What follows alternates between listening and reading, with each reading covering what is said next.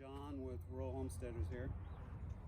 Someone asked me how I plant my seeds and how I plant my plants in my square foot garden here.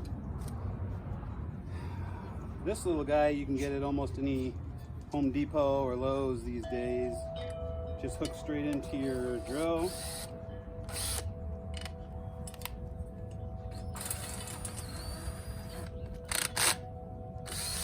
And then it makes real quick, easy work of just pushing it down into the ground,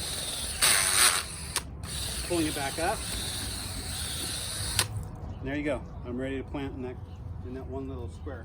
Now, the reason they call this square foot gardening, didn't invent it, but there's a book out there called Square Foot Gardening. It talks about how each one of these little squares in here can have a different plant. So I'm bringing in some of my winter garden, and I'm going to plant a different plant in every single one of these rows. First thing I'm going to do is I'm going to take a look at the height of each one, and I'm going to plant the things that are going to grow the highest, or that's going to be a vine. I'm going to plant those on the outside, on the outside of the sunny side. So the sun shoots this way across my garden. My shorter plants are going to go here in the front and in the middle. My taller plants are going to go on the back where I've got some trellises so they can grow. I've also got some of these that I'll move around as I need to so that they will support the ones that are going to be going up higher. And then I'll tie them into the top as I need to.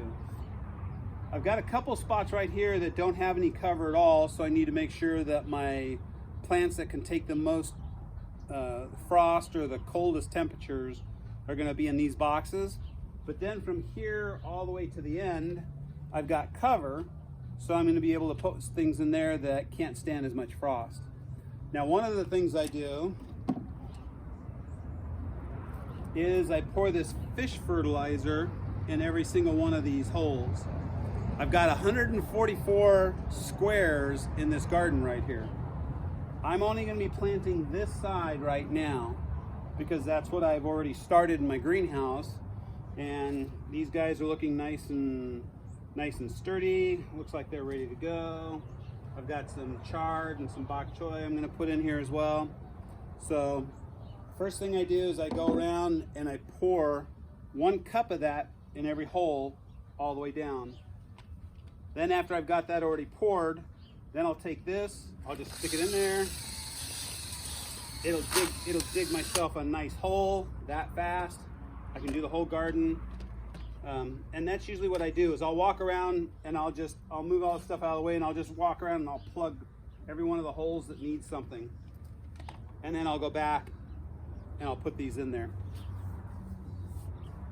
As far as my fertilizer goes, I keep these beds pretty well fertilized with the fish emulsion, and then I add compost and vermiculite as needed for the compaction, because I get a lot of compaction with all the rain and all the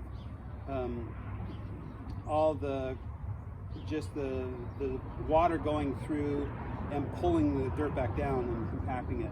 So once I do this, I'm aerating it as well and bringing some of that up. I'll put this in, and then I'll go back around and I'll put some compost in. I'm going to switch the camera around here just for a second.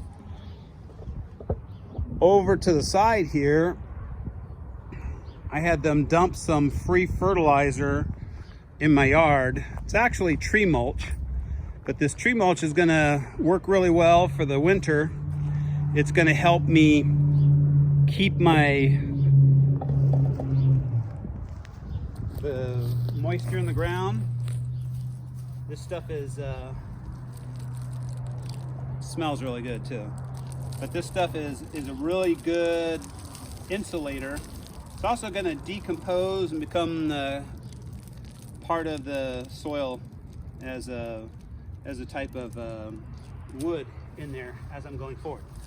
So that's what we're doing today. We're getting our winter crop in, and that's how we do it here. Thanks for watching.